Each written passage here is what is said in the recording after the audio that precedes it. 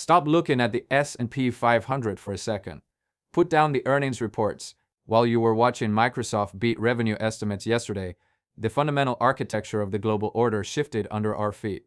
Today is January 29th, 2026. Yesterday, Jerome Powell told us the pivot is dead. Tomorrow night, the United States government likely shuts down because Congress is paralyzed by civil unrest in Minneapolis. And earlier this month, U.S. forces physically removed a head of state from the Western Hemisphere. We are no longer in an era of Cold War rhetoric. We have entered the era of kinetic interventionism.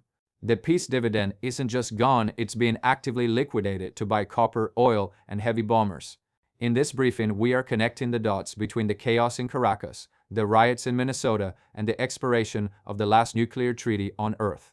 I'm James Roderick, and this is your strategic map for the first quarter of 2026. Let's start at home, because the United States is currently projecting power abroad while burning from within. As of this recording, we are roughly 24 hours away from a federal government shutdown. The funding deadline is January 30th. Usually, these are theatrical events, political kabuki theater. This time, it's different. This time, there is blood on the floor. The killing of Renee Good and Alex Pretty by federal agents in Minneapolis didn't just spark protests, it paralyzed the legislative process. The Democrats in the Senate cannot vote to fund a Department of Homeland Security that is currently clashing with citizens on the streets. The Republicans in the House, emboldened by the law and order mandate of the second term, refuse to pass a bill without more funding for enforcement. The result? A stalemate. If the lights go out in DC on Saturday morning, we aren't just looking at closed parks. We are looking at a regulatory blackout. The SEC, the CFTC, the watchdogs go home. For markets, this means volatility without oversight. If you think the VIX at 18 reflects this risk, you aren't paying attention. But why is the administration so aggressive domestically? Because they are preparing for a resource war globally. On January 3rd, U.S. forces arrested Nicolas Maduro in Venezuela. The media called it a restoration of democracy. As a geopolitical strategist, I call it supply chain security. Look at the heavy crude market. U.S. Gulf Coast refineries have been starved of heavy sour crude for years. We've been trying to reshore industrial capacity, but you can't re-industrialize without energy density. By removing the Chavista regime, the U.S. is attempting to forcefully bring the Orinoco Belt back online under American hegemony. But here's the risk the market is missing. Sabotage. You don't just walk into Caracas and turn the taps on. The loyalist factions will burn the infrastructure before they hand it over. I expect Venezuelan exports to hit zero before they recover. Brent crude at $95 isn't a worst-case scenario. It's the base case for February. And it's not just oil. Did you catch the headlines on January 17th? The renewed threats to annex or purchase Greenland. The media laughed. They called it absurd. But look at the geology. Greenland holds one of the world's largest undeveloped deposits of rare earth elements and copper. Keep that word in mind, copper. The US is realizing it cannot win the AI race against China if it depends on China for the minerals that build the data centers.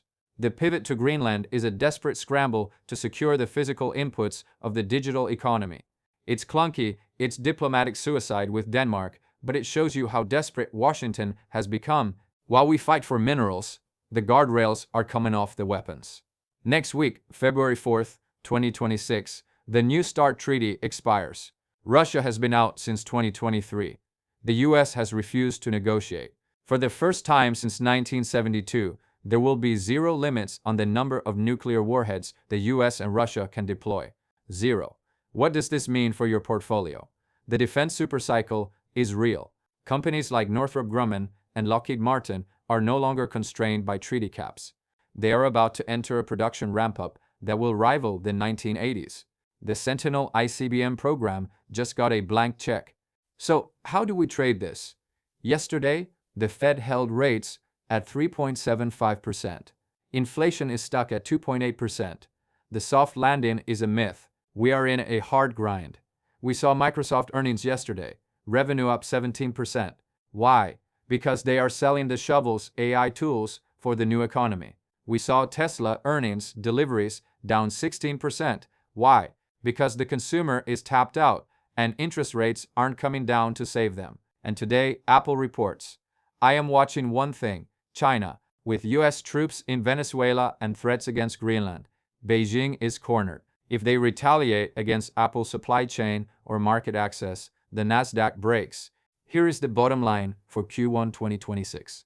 The government might shut down tomorrow, but the printing presses for the military-industrial complex will not. We are seeing a divergence. The consumer economy is in recession. The kinetic economy, defense, energy, copper, AI infrastructure is in a boom. Get long real assets. Look at the copper deficit, 330,000 tons this year alone. Look at Ethereum as the new digital settlement layer under the Genius Act. And for the love of God, stop holding long-duration bonds in a world where treaties are expiring and deficits are exploding. I'm James Roderick. Watch the map, not the ticker. Key markets impacted. Commodities. Copper, bullish. Oil, bullish. Volatile. Gold, bullish. Equities. Defense primes. LMT. NEX, bullish. Consumer tech. TSLA. AAPL, bearish. Risk. Currencies. US dollar, strong on rates, slight to safety. Crypto, Ethereum, bullish on Genius Act utility. 3 major takeaways. The peace dividend is officially liquidated. Capital allocation must shift from consumer growth to defense/resource security. Copper is the new oil. The AI revolution requires physical infrastructure that is currently in a massive supply deficit, 330k tons. Volatility is structural. With the loss of New Start and the US government shutdown, the put option from the Fed or the state is gone. The defining characteristic of the global order in January 2026 is the transition from Cold War II rhetoric to kinetic interventionism. For the past 5 years, the consensus view held that the rivalry between the United States and the Sino-Russian axis would be fought through proxies, trade tariffs, and technological decoupling. The events of January 2026 have shattered this containment model. We are witnessing a simultaneity of crises that is unprecedented in the post-WW2 era. The United States has initiated direct military action in the Western Hemisphere, Venezuela, while simultaneously destabilizing its NATO alliances, Greenland, Denmark, and facing the complete collapse of the nuclear arms control architecture, New Start expiration. This external aggression is occurring against a backdrop of severe internal fragility, characterized by lethal civil unrest and a fiscal apparatus teetering on the brink of shutdown. For the market participant, this requires a fundamental recalibration of risk. The geopolitical risk premium, often discussed but rarely priced accurately, must now be the primary variable in asset allocation models. The correlation between U.S. Treasury volatility and geopolitical events has tightened, signaling that the safe haven status of the U.S. dollar is being tested by the very policies intended to project strength. The aggressive posture of the Trump administration in its second term, specifically the revival of territorial expansionism, Greenland, and regime change, Venezuela, suggests a return to a pre-1945 style of great power competition. This is no longer about protecting the rules-based order, it is about securing physical resources, oil in the Orinoco Belt, rare earths in the Arctic, necessary for the reindustrialization of the American economy. This shift has profound implications for global trade. As the US becomes more predatory, the defensive coalescence of the global South and the EU intensifies. The EU's ratification of the Mercosur deal and the India trade deal in January 2026 are direct responses to US unilateralism. Europe is hedging its bets, building a trade architecture that can survive without the American consumer. On January 3, 2026, the geopolitical landscape of the Western Hemisphere was radically altered. US forces, in a coordinated air and ground operation, struck military sites in northern Venezuela and arrested President Nicolás Maduro and his wife, Cilia Flores. This operation acts as the fulcrum for the administration's energy and foreign policy in 2026. While officially framed as a restoration of democracy and a counter-narcotics operation, building on the indictments unsealed years prior, the strategic rationale is deeply rooted in energy security and the nearshoring of critical supply chains. Venezuela possesses the largest proven oil reserves in the world. For the past decade, these reserves have been largely offline or flowing to China and Russia. By decapitating the Chavista regime, the U.S. aims to reclaim energy hegemony. Bringing Venezuelan heavy crude back online is essential for U.S. Gulf Coast refineries, which have struggled with a specific grade mix since the sanctions regime began. Expel extra-hemispheric influence. Russia and China had established significant intelligence and military listening posts in Venezuela. This operation is a kinetic enforcement of the Monroe Doctrine. The immediate aftermath has been chaotic. While the head of the snake has been removed, the body comprising the Bolivarian National Guard, armed colectivos, and deeply embedded Cuban intelligence elements remains active. Production risks. we anticipate a near-term collapse in Venezuelan export capacity due to sabotage. Loyalist factions are likely to target pipelines and pumping stations in the Orinoco Belt to deny resources to any U.S.-installed transition government. Oil price impact. The market has priced in a liberation dividend, lower prices long-term, but mispriced the immediate supply shock. With global spare capacity already tight, a loss of even 500,000 BPD of Venezuelan exports in the short term will put upward pressure on Brent, pushing it towards the $90-$95 range in Q1. Refugee crisis. The destabilization has triggered a fresh wave of migration towards the Colombian border. This exacerbates the immigration crisis at the U.S. southern border, feeding directly into the DHS funding standoff in Congress. We must also consider the timing. The operation occurred on the anniversary of the killing of Qasem Soleimani. The synchronization of U.S. military assertiveness with this date is a signal to Tehran. However, it also invites asymmetric retaliation. Iranian proxies, Hezbollah, have long maintained a presence in Venezuela. The arrest of Maduro may trigger activation of sleeper cells or cyber attacks against U.S. energy infrastructure in the Gulf of Mexico. The Venezuela operation is not a quick win. It is the opening salvo of a protracted stabilization effort that will drain U.S. fiscal resources and military attention, just as the debt ceiling crisis looms. The domestic situation in the United States, as of January 29, 2026, is the most volatile since the late 1960s. The intersection of a fiscal cliff, government shutdown, a credit cliff, debt ceiling, and social rupture, civil unrest, creates a trifecta of instability. The U.S. government is funded only through midnight tomorrow, January 30, 2026. This is not a standard budgetary disagreement. It is a proxy war for the soul of the nation's internal security apparatus. The trigger for this deadlock was the killing of Renee Good by an Immigration and Customs Enforcement IC officer on January 7, 2026. This event sparked protests that spread from Minneapolis to major cities nationwide. The situation deteriorated further on January 24th with the killing of Alex Pretty in Minneapolis, fueling a second wave of unrest. The House Republican control. The Freedom Caucus and hardline Republicans are demanding increased funding for ICE and DHS to restore order and manage the border crisis. They view the protests as lawlessness that requires a federal crackdown. The Senate Democrat minority filibuster leverage. Democrats, led by Minority Leader Schumer, cannot vote for a spending bill that increases funding for an agency, the HSIC, that just killed 2 American citizens, residents. They are demanding oversight, defunding, or significant restrictions on use of force. The result, a stalemate. As of this writing, there is no path to a continuing resolution, CRR. Compounding the shutdown is the debt limit, reinstated on January 2, 2026, at $36, 1 trillion. The Treasury is now burning cash. Secretary Yellen initiated extraordinary measures on January 21st. Timeline. The CBO estimates the ex-date default for August-September. Risk. This timeline is optimistic. It assumes normal tax receipts.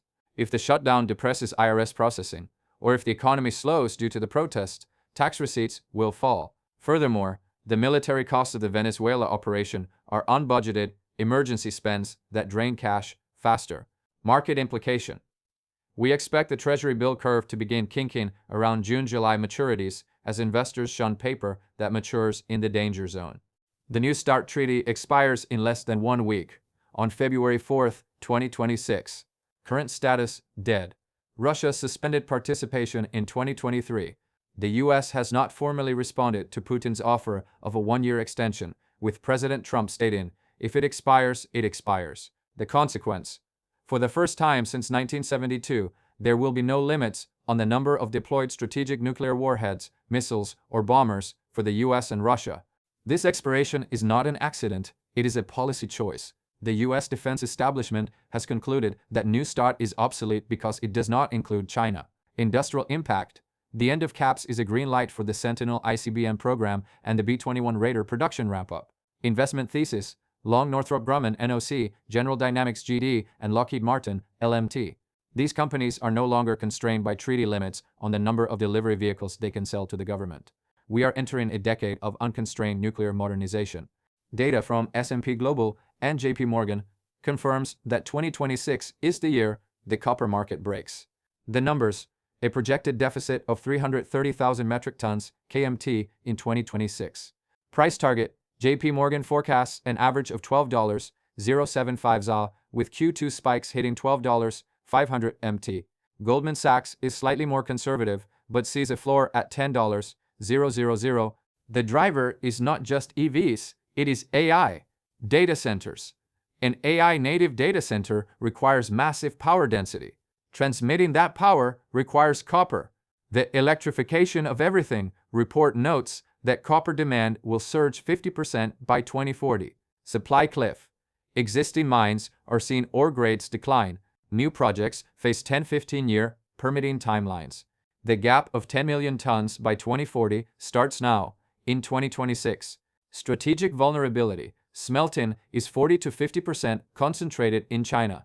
As the US moves to decouple, it finds itself dependent on its adversary for the metal needed to build the data centers that run its AI models. The Federal Reserve's decision on January 28, 2026, marks the official end of the soft landing narrative and the beginning of higher for longer reality. The January 28 FOMC decision maintained at 3.50%, 3.75%, voting unanimous among key members Powell, Williams, Barr. The signal. The market expected a cut, or at least a dovish signal. It got neither. The statement noted that inflation remains somewhat elevated and job gains are low, but stabilizing. The Q1 2026 earnings season is clarifying the winners and losers of the AI revolution. It is no longer a rising tide that lifts all boats. It is a selection event. Microsoft, MSFT. The Infrastructure King, earnings date, January 28, 2026. Results. Revenue $81.3 billion plus 17% YoY. Analysis. Microsoft is the proxy for the AI industrial complex. The 10x growth in Copilot users and the success of Researcher Agent confirms that enterprises are paying for AI. MSFT is capturing the productivity spend of the entire Fortune 500. Their capex is the revenue of NVIDIA and the copper miners. Tesla, TSLA. The reality check earnings date, January 28, 2026. Results, EPS beat 50 cents versus 40 cents, but deliveries missed 418K versus ~1 M consensus, down 16% yo-yo. Analysis. Tesla is shrinking as a car company. The 16% volume drop is catastrophic for a growth stock. The stock is being propped up solely by the robotaxi narrative and energy storage. However, without volume growth, the manufacturing leverage collapses. Tesla is the canary in the coal mine for the consumer recession. Apple, AAPL. The Geopolitical gamble. Earnings date, January 29, 2026. Today, after close. Forecast. EPS $2.65. Rev $138 billion. The narrative. Pent-up refresh demand for iPhone 17. The risk. The snippet highlights a recent deal with Google Gemini to power Siri. This is a strategic surrender of their own AI sovereign capability, but a smart tactical move to stay competitive. The bigger risk is China. With US-China tensions rising, Greenland, Venezuela, Taiwan, Apple's dependency on Chinese manufacturing and the Chinese consumer is its Achilles heel. A weak guide on China tonight could crash the Nasdaq. The Genius Act. The US Congress has enacted the Genius Act, a backronym for a comprehensive digital assets framework. Core provision. Payment stablecoins are defined as non-securities. They are regulated by the OCC and state banking regulators. Impact. This allows us banks to issue stablecoins and hold them on balance sheets. It integrates the blockchain settlement layer directly into the Federal Reserve banking system. This is bullish for USDC and PYUSD and bearish for offshore opaque stablecoins like USDT. Ethereum is executing a TikTok upgrade cycle in 2026. Glamsterdam, H1 2026, focuses on blobs and data capacity. This reduces layer 2 fees to near zero, enabling high-frequency trading and gaming on-chain. Higota H2 2026 focuses on vertical trees and statelessness. This makes the network lighter and more decentralized. Thesis, ETS is positioning itself as the digital copper of the new financial system, the essential utility layer that banks will use under the Genius Act framework.